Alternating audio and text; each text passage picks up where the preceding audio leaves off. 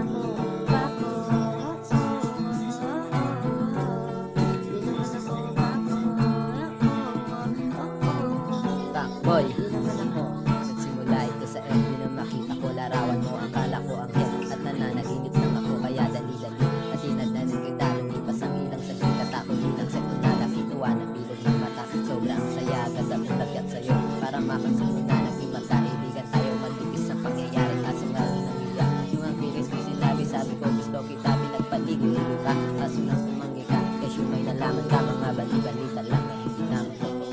Pakulo ko siya kasi walang daw.